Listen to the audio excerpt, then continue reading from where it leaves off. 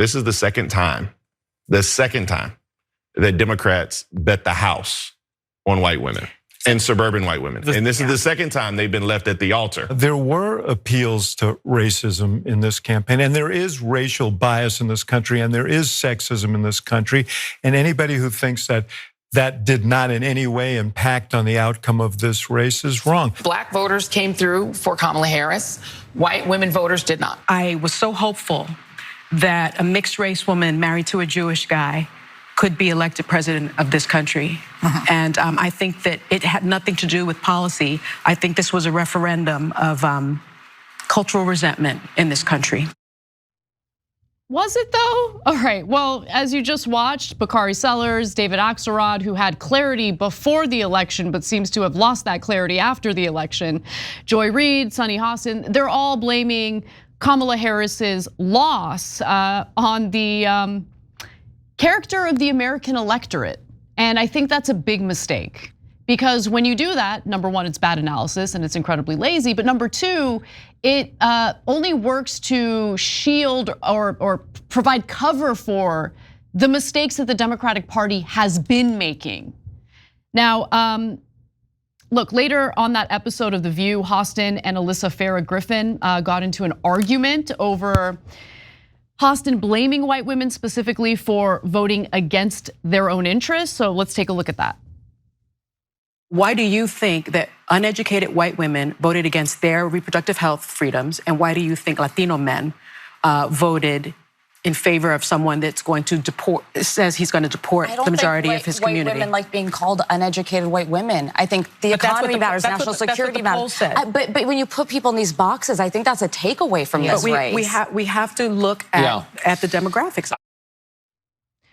Also, I think it's worth noting that there are some red states that attempted to ban abortion or severely restrict abortion, but the people in those states voted in favor of ballot initiatives to legalize abortion, to reverse the negative impact of the reversal of Roe v. Wade.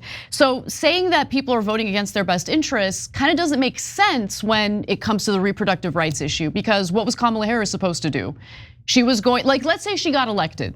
She would have come into office with a Senate controlled by Republicans. And I don't know, has it already been determined? Have Democrats lost the House? Yeah, almost certainly. Okay, so basically a Republican controlled Congress. How the hell was she supposed to pass or codify reproductive rights on a national level? It wasn't gonna happen, and it wouldn't have happened if Democrats had control of the House or even a slim majority in the Senate. It just wasn't going to happen. She's not going to steamroll the Senate filibuster, which requires 60 votes in order to pass legislation. It wasn't gonna happen. So I think what Alyssa Farah Griffin said there, and I never thought I would say this, but she's right. She's right. And I also think there's an issue with the way liberals feel free to just demonize white people in general, right? Like, it turns people off. And if they're constantly told over and over again that they're the enemy, they're everything that's wrong with this country, every bad thing that's happened here is because of, the white European settlers and the white people who were here. If one party is telling them they're the bad guys and they're not wanted and they're the root of every problem in the country, do you think that part of the electorate's gonna vote for you? Yeah, there's so many different problems in all those statements. So number one, you're misunderstanding why she lost. If you're thinking that she lost, not to say there's no racism or sexism against her, that's absurd. Of course there's some, right? But if you think that's the main reason that she lost, you've misdiagnosed the problem. The main reason she lost is because Democrats don't deliver and they run establishment campaigns and not populist campaigns. And this is so stark because there's only two people in the country among the politicians that have run as populists. One is a fake populist, Donald Trump. One's a real populist, that's Bernie Sanders, right? And both of them had miraculous runs. And the media acknowledges, oh my God, but we thought Bernie was a joke. We thought he was gonna get 1% against Hillary Clinton. He got 48%, nearly won the whole damn thing. And in 2020, he won the first 3 primary states. Oh my God, that's amazing, right? Donald Trump in this miraculous political comeback wins a second time. Those are the only two people that have ever run as populists in my lifetime for president. And they both did spectacularly well. Every establishment, Republican and Democrat that runs gets clowned, right? But they can't figure, they're like, oh, no, that's not it. And remember, Bernie's on the left, Trump's on the right. So it's not even a left-right thing. It's definitely not a racial thing. Bernie's terrific on race, Trump's terrible on race. But they both won. Oh, I'm sorry, Bernie didn't win ultimately, but he had a miraculous rise up in the polls. And so if you're looking at it in an unbiased way, clearly the American people are saying we don't like the elitism. And then here's a bunch of elites on television who are almost all millionaires telling you it's your fault and it's uneducated white women's fault. Okay, that leads to problem number 2, which is what Anna was talking about.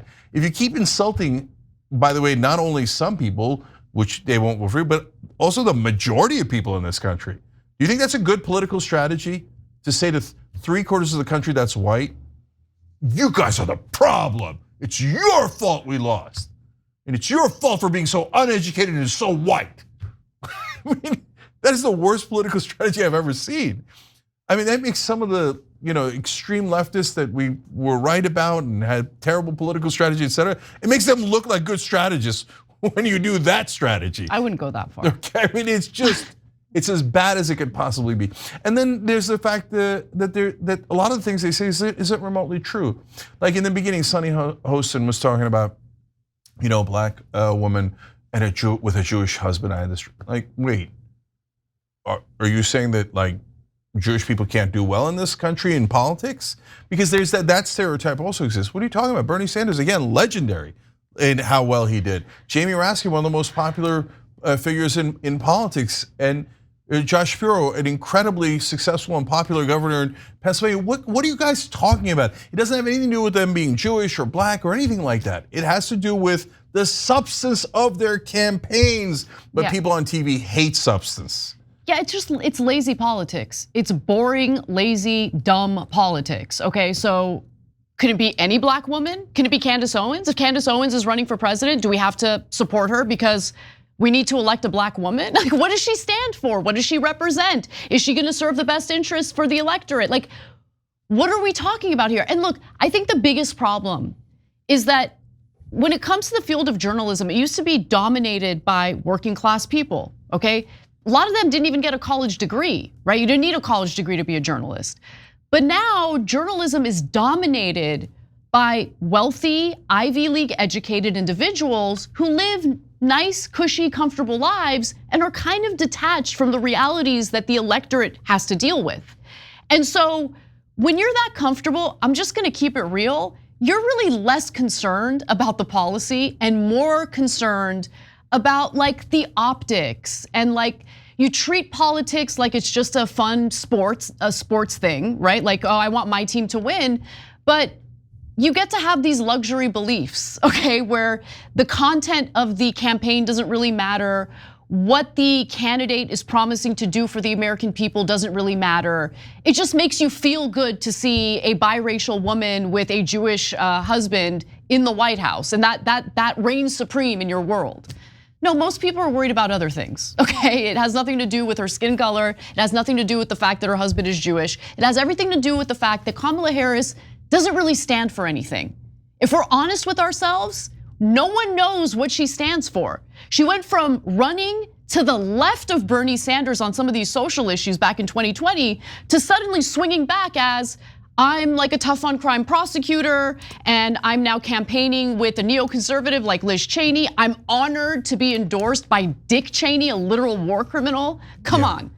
So 2 things about that. One is, look, she had some policies that were detailed, and Trump had some policies that he focused on nonstop, like immigration and the economy and inflation, but he's not a very policy-oriented guy, right? We're not talking about that. We're talking about, wait, explain to me why you were potentially extreme left and then like extreme conservative Democrat within a span of 4 years. And the reason she can't explain that and never did explain that is because he's a politician. She's a super standard politician with her finger in the wind. Which way is it blowing? Oh, I hear that it's everybody's going progressive in 2020. Oh, everybody's going conservative in 2024. And the people on TV are part of the theater. They're the ones who put on the play. So they're not going to tell you that these politicians are actors. So that's why she couldn't explain that giant shift in policy, because she's just an actor. She doesn't have any core beliefs. And to be fair to Kamala Harris, that's the same as 98% of politicians. But those are the same people that these guys support every single day and pretend are such wonderful, genuine people who really care. And that's why they want trans undocumented detainees to get gender reassignment surgery. No, they don't. They hate those people. They definitely don't want them to get surgery. And that is why they're consistent. What kind of, it's like a glitch in the matrix, right? Yeah, it's not, look, I just don't think it's that complicated, okay? People want to see their quality of life increase, improve, and that hasn't been happening for a lot of Americans, and they're angry, okay? Yes, there's a level of wanting to retaliate against the establishment politicians, and Donald Trump is the perfect figure to utilize for that retaliation. And I think that there's a lot of that going on. Oh, 100%. We had Dan Holloway, who is a conservative from Drinking Bros, but he's not your old school conservative, right? He's a right-wing populist, and he had a great analogy. He said, we know he's a bull in a china shop, but we hate the china shop. That's why we sent in the bull, right? And the china shop they're referring to is the establishment, corruption, etc. Now, Trump does his own corruption, and while he's in that china shop, he goes to the wrong part and tries to destroy the Constitution too. We know that, but at the same time, that is the part of the reason why he won, and you gotta understand that. But when I was talking about the glitch in the matrix, the Cheneys are a perfect example, because these same actors, just a little while ago, were telling you how awful and terrible and evil Dick and Liz Cheney were. But now that we're in Act 3 of the play, they've now turned around 100% and telling you about that same crew. The View said Liz Cheney had incredible moral courage. She had a wonderful moral core. That was the phrase used by Whoopi Goldberg in particular. And she was talking about how she would like to see Liz Cheney be Kamala Harris's attorney general. I mean, Whoopi Goldberg might have cost Kamala Harris the election. Let's keep it real. Okay, no, that's not what, but it's too small a part. But so, guys, back then they said torture was terrible. I can't believe the CIA is doing torture. Dick Cheney started that program at the CIA. Today, fast forward, and Whoopi Goldberg is saying in that same episode that Liz Cheney maybe should be the head of the CIA. So which one is it? Which one is it? That's the glitch in the matrix, because they're all actors, okay? So last thing here, because it's really important. Anna talked about, in the old days you had those gumshoe journalists, and they had the pencil in the ear, and the muckrakers. Then they'd go run after a story, and they challenged the powerful, and they were supposed to comfort the afflicted and afflict the comfortable, right? That was the old slogan of journalism. Yes. Now they comfort the comfortable and afflict the afflicted. 100%. Right, and so.